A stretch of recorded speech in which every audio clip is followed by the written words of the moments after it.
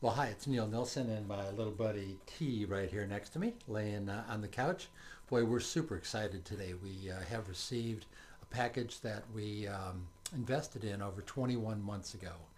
And it is a robotic cameraman, or we call it a personal cameraman. It is the SoloShot3. And this is going to be a fantastic addition to the audiovisual services that I provide for customers. And what I'd like to do is a little unboxing for you today. So without further ado, let's take a look at the SoloShot3. But let's take a look again at our SoloShot3. Comes in a really nice package, shrink wrapped, and good packaging.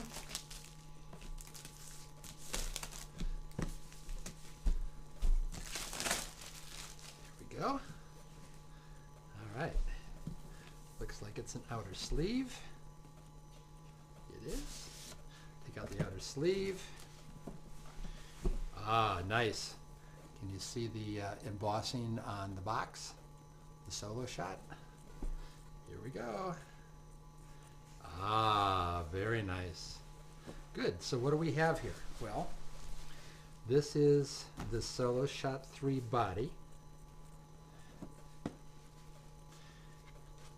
This fits onto a proprietary tripod that I also bought. You've got all of your controls, and on the top is where your optics camera plugs in. I chose to buy the optics 25 because I'm not going to be doing a lot of long shots. So this optics 25 camera is a zoom camera. It also has an input for a microphone, so when we do this wirelessly remote. And then here's our pin connector. So we simply plug that into here.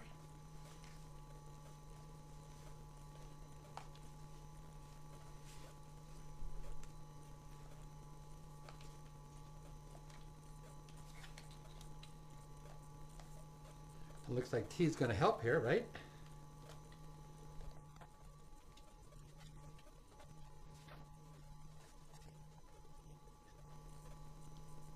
Now I know better than to force things, so I'm not going to put that on there.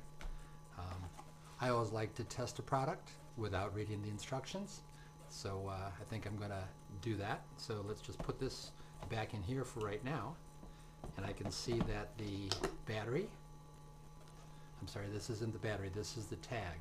So the way that this works is that there is up to 16 tags per base, and up to 16 bases in a single system, that this base tracks this tag that you wear on your arm or your leg or wherever it is. It can be charged right here on the front of the camera, and when I take off the plastic, again, very nice packaging. They've done a really good job. It's been a long time, and a lot of us have been patient, and I'm glad that I was. Okay, looks like this is going to slip with the instructions or the LCD readout up, and then just locks into place. So that's how that will charge and screen on the back.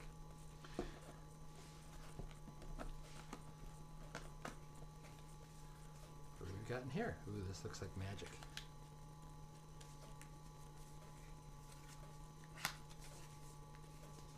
Ah, the quick start guide and the safety instructions. Very nice.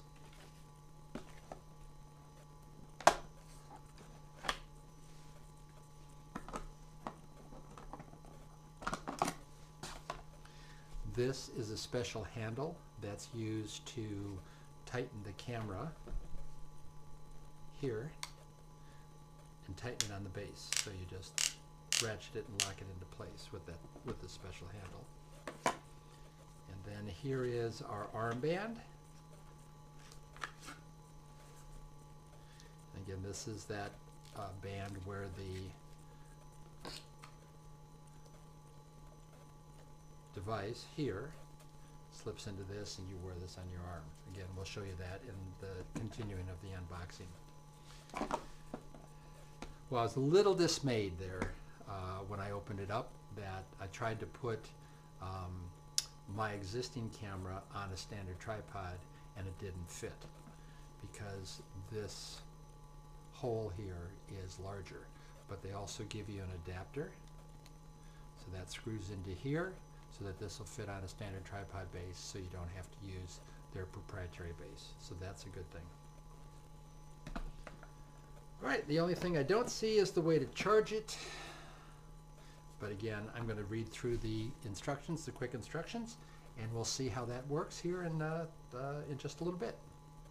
While I like to not read instructions, this quick start guide that comes with the SoloShot3 gives you very simple instructions. So what was not first intuitive is kind of interesting. So kind of like those Chinese boxes where I'm looking for the power supply and the charger, lifting farther down into where the base is being held, you'll find your charging cable for connections, and also the mystery was, how do I put the camera on the base? I was initially just trying to slide it through the slots in the back, and that wasn't working. I noticed that there was a button right here that seemed to lock and unlock that. But the way that you do this is you take the head of the camera, you push it down into the slots and lock it into place forward. That keeps it securely in place. And then to unlock it or take the head off, push the button, pull it back slightly, and take it apart. So once again, that's line it up with the slotted holes, lock it into place. And then the next part of this setup, I need to be inside the house, or I need to have a wireless connection to do setup. But the camera itself records onto an SD card. And so there's a slot right here on the side for an SD card. Okay, well, after reading some more of the instructions, which are very informative, simple 3 pages, a couple of things that you're going to want to make sure that you have. First of all, you're going to need to buy a micro SD card. I chose to get the SanDisk Extreme Pro because it's got the fastest read-write speeds, and a lot of the information on the internet talks about videographers liking this card for their digital cameras. The second thing is the camera, the SoloShot3, comes with a USB cable for charging. However, it doesn't have a wall charger with it. So I have chosen the RAV Power wall charger. What's interesting about this is that I chose the 4-port version, and this is a total of 40 amps, I think. No, not 40 amps. 2, 4, 6, 8 amps of power. Each one of these outlets have a little microcomputer that will give each individual outlet up to its full capacity for charging larger devices like tablets and that kind of thing. So what we need to do here is we need to charge this device up, and we need to install the memory card. And the memory card is found in a slot in the camera because that's where it's stored. So if I take my micro SD card out of here, and you want to be careful that you don't get static electricity, and we put the micro SD card in the camera.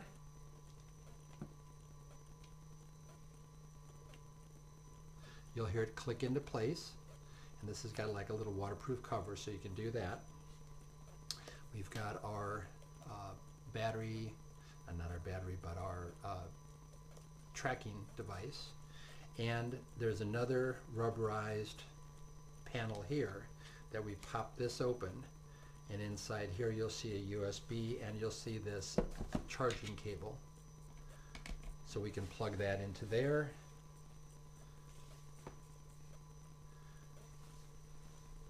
plug this into our wall charger,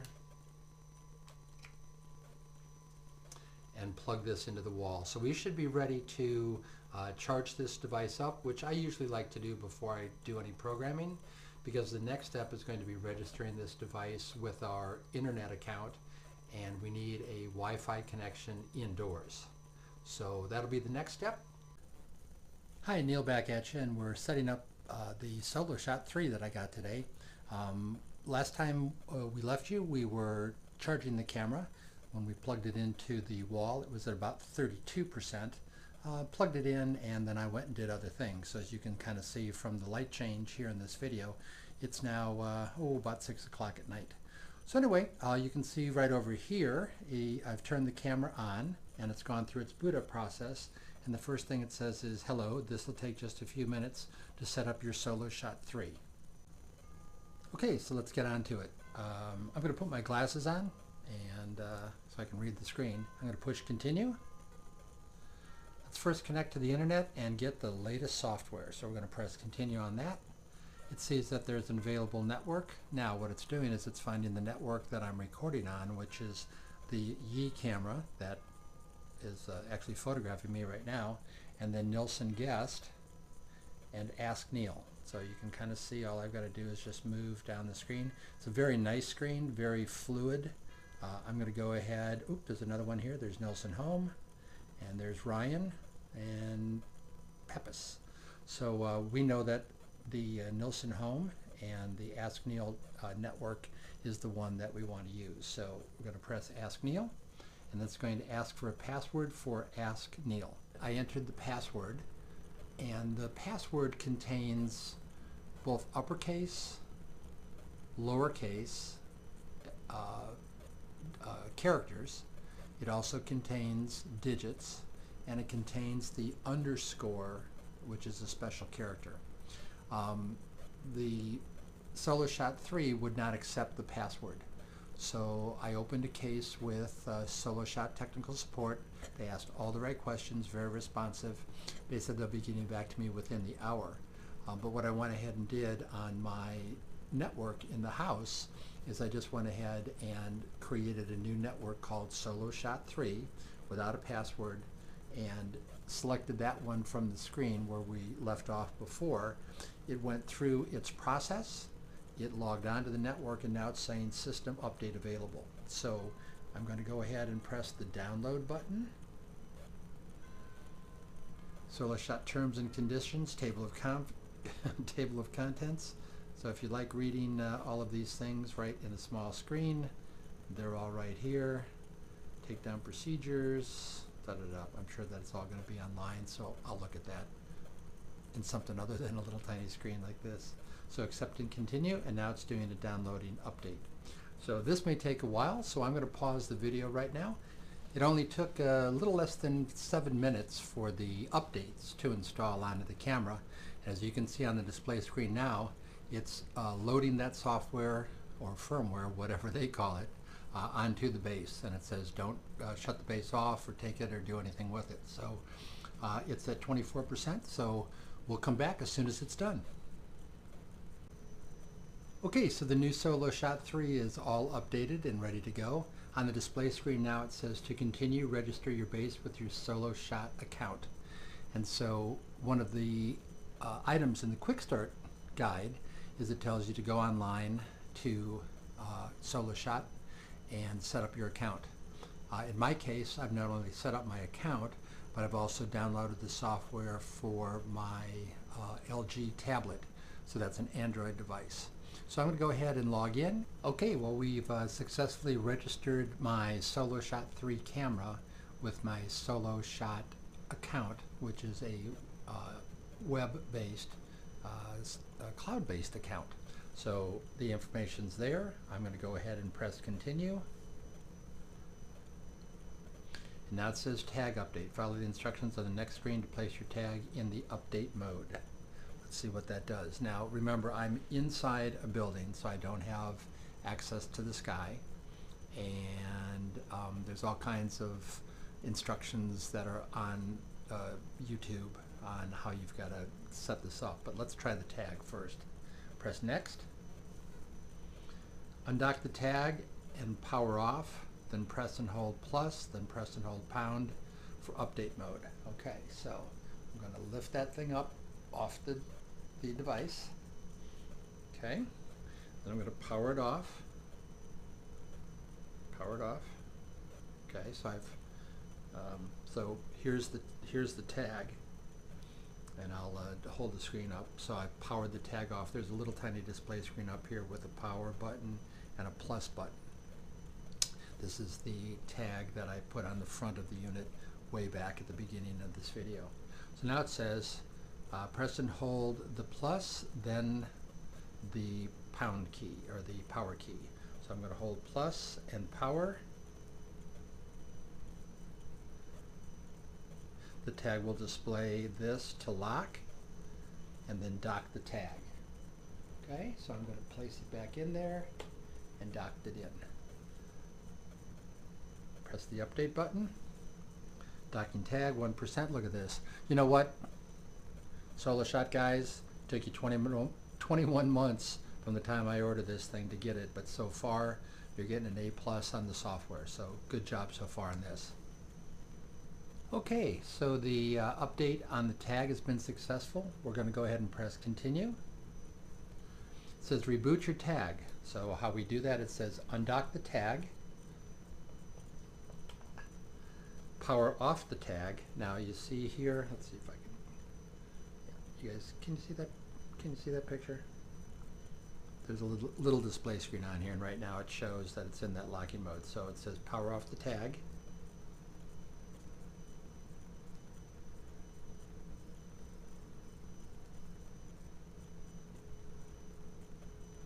Okay, so it's shut down. Power on the tag. So it says register, and then so it says right now it shows a battery indicator. It says now dock it back in the base. So that, dock it in the base. Tag serial number, nice long number. So remember that each base can have up to 16 tags assigned to it. And you can have, let's see, 16 tags per system, 16 bases per system. So this thing can grow pretty big. So nice long serial number, so I bet they're expecting lots and lots of tags. Go ahead and press register. Please don't remove it. Tag registration successful. And I'm going to press continue.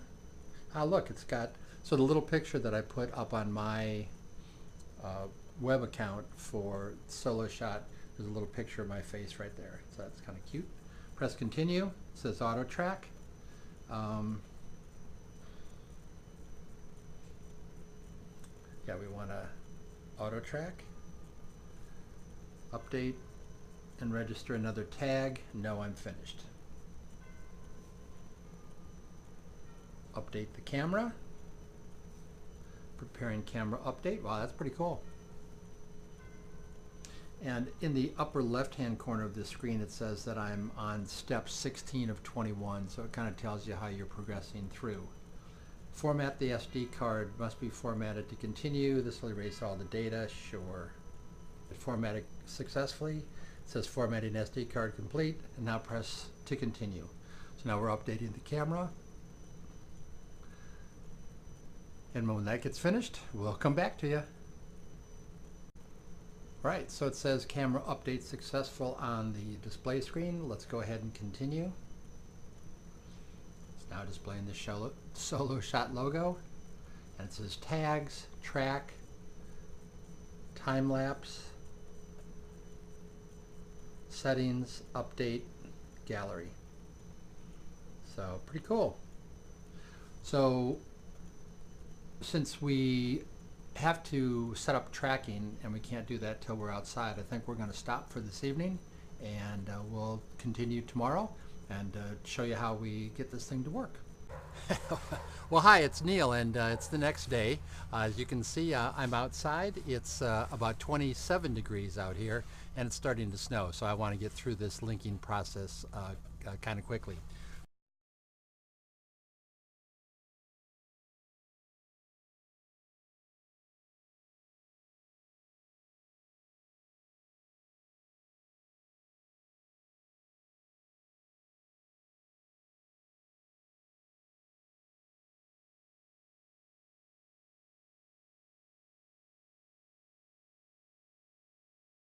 So there we go. So it's not pointing at the it's not pointing where the device is, so let's pick it up.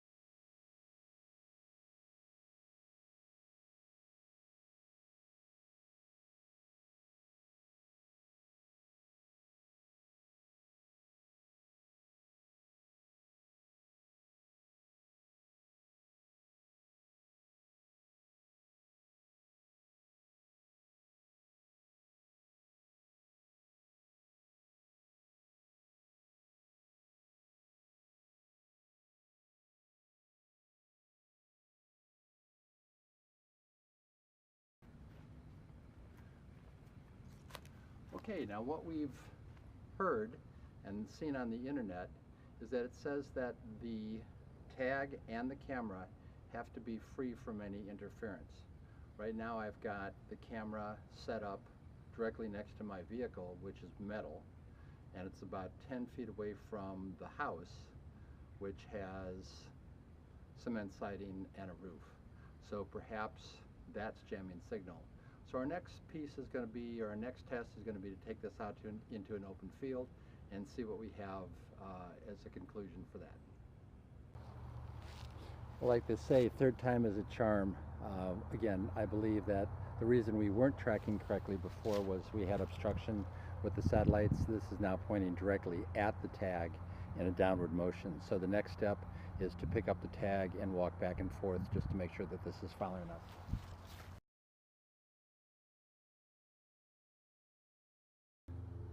No?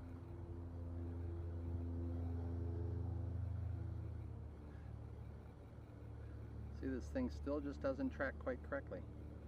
If I have this right in front of me, it's off a little bit to that side. So we'll call SoloShot. We'll find out what's going on. But anyway, we can see that we're doing a lot better. This should be pointing right at my face right now. Actually, it's trying to find itself. Hello. Look at that. All right, what I'm going to do is I'm going to go ahead and go in the car and drive around, see if the SoloShot is tracking.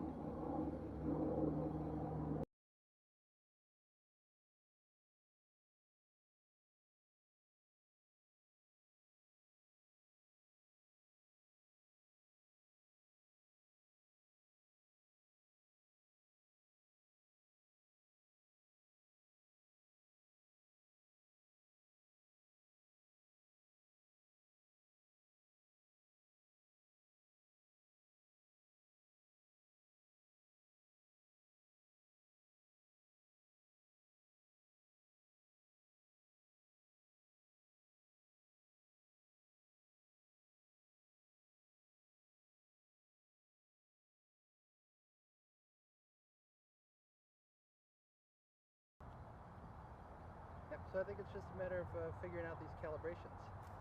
But we should have footage from both cameras right now, and I'm going to wrap it up and go to try to edit this.